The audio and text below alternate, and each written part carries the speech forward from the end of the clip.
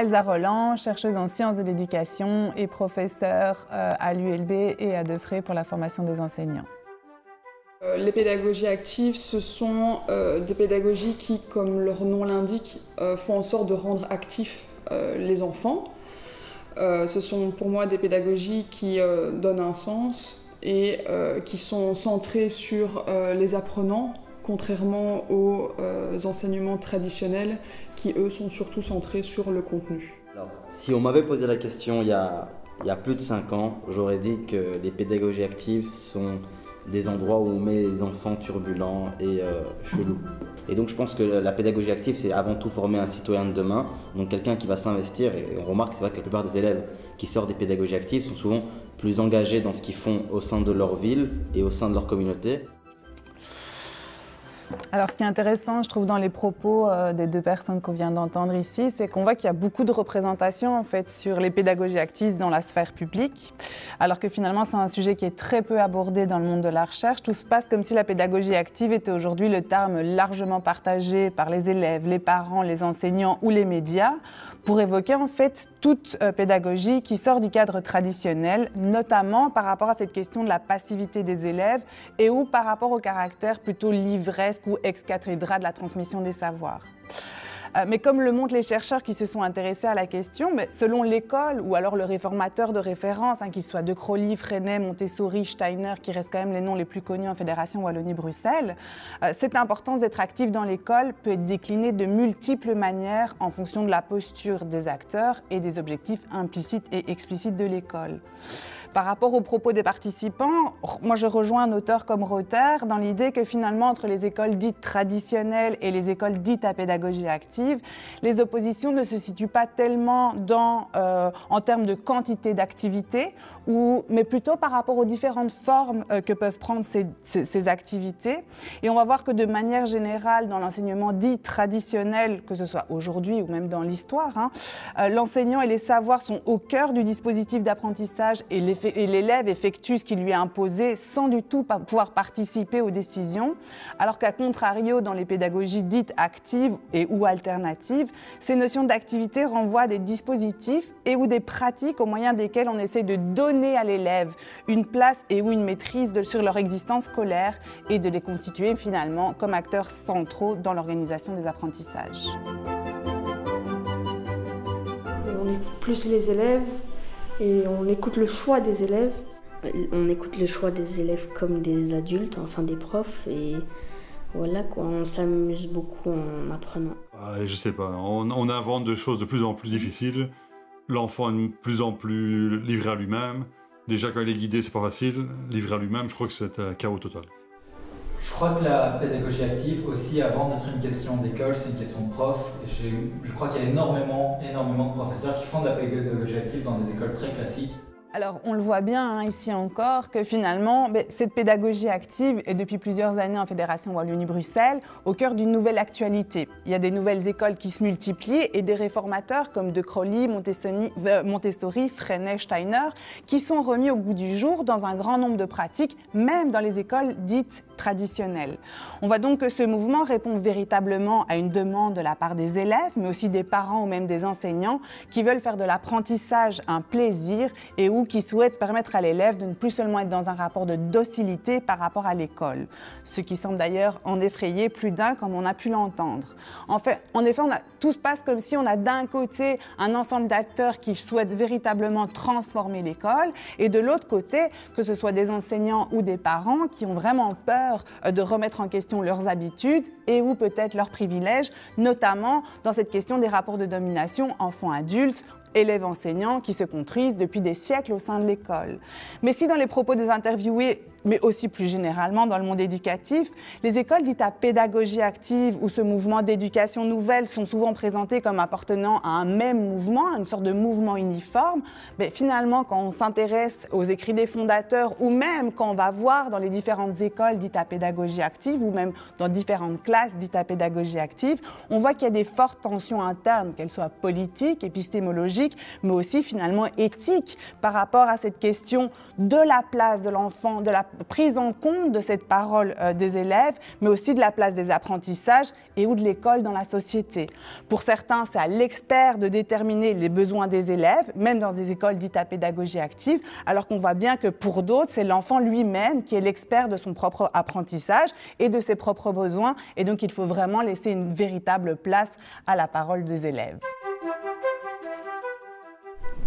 On pourrait faire des votes entre élèves et professeurs, mais quand même la directrice doit être d'accord. On fait des conseils de classe, on se réunit, le professeur raconte ce qui se passe et les élèves disent ce qu'ils pensent. Et avec ce que les élèves pensent et ce que la directrice a dit, on pourrait former quelque chose. Alors, ce que moi je trouve très intéressant dans les propos des élèves là, qui ont été interviewés, c'est que finalement, on va voir que ces multiples dispositifs de participation qui bien souvent ont été inventés en fait, par les fondateurs de l'éducation nouvelle ou de ce qu'on nomme aujourd'hui cette pédagogie active, se retrouvent aujourd'hui et sont connus par la plupart des élèves dans des écoles dites traditionnelles. Et donc, on voit même qu'aujourd'hui, c'est devenu une obligation légale, finalement, cette question de la participation des élèves et plus largement des familles, etc. Mais ici encore, je pense que le sens des dispositif est très différent d'une école à pédagogie, d'une école à pédagogie active à l'autre, et on va retrouver ces mêmes différences au sein même des écoles dites traditionnelles. En effet, dans certaines écoles, pour moi, ces dispositifs de participation permettent à l'élève de véritablement s'exprimer et surtout d'être entendu. L'enfant est alors considéré comme un citoyen à part entière qui a le droit d'avoir prise sur son existence scolaire, alors que dans d'autres, on est beaucoup plus face à des simulacres de démocratie qui ont davantage pour objectif de produire des apprentissages de comportements conformes aux attentes sociétales que la formation d'un individu libre, responsable, critique, participant à la vie publique. Et donc se pose un peu la question, finalement, on ne forme pas la vie démocratique en commençant à l'école par la procrastination de son exercice. Oui, mais je pense qu'on le fait, mais en s'amusant, en aimant le faire. Par exemple, ici, quand on fait sur un TBI, t'as pas trop envie de tout le temps répondre et tout. Alors que si on le fait dans la cour ou quoi, ce serait mieux. Le problème est le même. On apprend la même chose, sauf qu'on le fait différemment pour l'apprendre. Alors, je trouve ça, pour moi, très intéressant cette question parce que finalement, dans une certaine mesure, je pense qu'on n'apprend jamais passivement et que donc on est toujours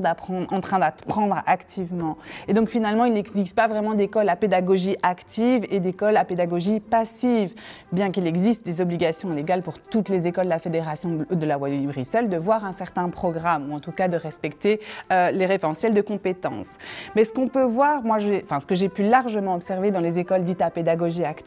c'est qu'il y a une attention beaucoup plus particulière à la question du plaisir d'apprendre, à la manière dont on va penser les savoirs pour pouvoir les transmettre aux élèves, mais aussi à cette nécessité de respecter le rythme de chacun et les intérêts des élèves qui sont dans l'école. Si dans beaucoup d'écoles dites traditionnelles, les enseignants semblent courir constamment derrière le programme, en acceptant, s'il le faut, d'abandonner un certain nombre des élèves sur le chemin afin de couvrir le programme à tout prix, j'ai l'impression que dans les écoles à pédagogie active que j'ai pu aller visiter ces dernières années, les enseignants semblent beaucoup plus à l'aise avec la possibilité d'aménager les programmes afin de permettre à tous les élèves finalement de comprendre et d'acquérir ces compétences de base. Et donc finalement, j'ai l'impression qu'on va retrouver, mais ça de manière plus générale, et encore, on va retrouver des différences entre les écoles dites à pédagogie active et des pédagogies dites traditionnelles, mais une différence entre les écoles qui sont soumises à cette philosophie du contrôle et de l'individualisme, contrairement à des écoles qui sont beaucoup plus dans la défense à tous les niveaux d'une philosophie de la confiance et de la coopération. Et moi, je trouve que oui, c'est une école aussi. Par exemple, moi, je voudrais devenir pédiatre et si j'y vais, j'ai toutes mes chances de réussir. C'est une école comme les autres, mais je sais pas, je pense que c'est la même chose en fait. Mais il y a des études comme docteur et tout, je sais pas si... faudra faire beaucoup plus d'études alors. En fait, globalement, les pédagogies actives vont suivre le même programme et donc en fin des années scolaires, on aura un cursus général tout à fait classique avec la même matière. Donc globalement, les écoles à pédagogie active, pour moi, préparent tout aussi bien aux études supérieures, juste elles préparent parfois différemment sur des points qui ne sont pas toujours les mêmes que dans les écoles à pédagogie plus classiques. Alors, je pense que je suis assez d'accord avec le propos des personnes interviewées, dans le sens que par rapport au cadre législatif, on vit dans un système scolaire où tous peuvent tenter leur chance à l'université. Donc, il n'y a pas de raison qu'on soit sorti d'une école pédagogie active ou d'une école dite traditionnelle de ne pas pouvoir y entrer. Par contre, on voit bien que dans le monde scientifique et dans le monde académique, finalement, malgré le succès du concept de pédagogie active, il y a très peu de recherches qui sont menées sur les effets des pédagogies actives et notamment sur les parcours scolaires, sur le devenir de ces élèves qui passent par les écoles dites à pédagogie active. Ça me semble important de rappeler aussi que finalement, il n'existe pas des écoles à pédagogie active. Il y a une multiplicité de pédagogies différentes qui vont peut-être parfois plus se centrer sur la question des apprentissages, parfois plus sur la question du bien-être des élèves, mais de manière générale, on ne peut pas parler de l'effet de la pédagogie active. Je pense qu'elle pourrait diminuer les inégalités entre élèves, mais qu'actuellement, elles ne le font que les augmenter. Pourquoi ? Parce qu'en fait, la plupart des pédagogies actives sont des écoles privées qui demandent un certain investissement financier de la part des parents, un investissement de présence de la part des parents, et elles se trouvent souvent dans des lieux de Bruxelles qui sont souvent peuplés, si le mot est bon, par des personnes qui du même niveau social. Alors je pense que je suis tout à fait d'accord avec les propos du participant sur cette question est-ce que les pédagogies actives peuvent diminuer, augmenter les inégalités sociales, dans le sens où pendant très longtemps, la majorité des écoles dites à pédagogie active ont été réservées à une certaine élite sociale, intellectuelle, culturelle, etc. Aujourd'hui, on voit depuis un certain nombre d'années la multiplication des écoles à pédagogie active en primaire et en secondaire à destination des milieux populaires ou qui ont justement pour volonté de valoriser cette mixité sociale. Mais à nouveau, on n'a pas d'études et pas de recul nécessaire finalement pour pouvoir répondre à cette question. En sciences de l'éducation, en sociologie de l'éducation, il y a un peu deux thèses qui structurent le débat par rapport à cette question des inégalités d'apprentissage liées aux pédagogies actives.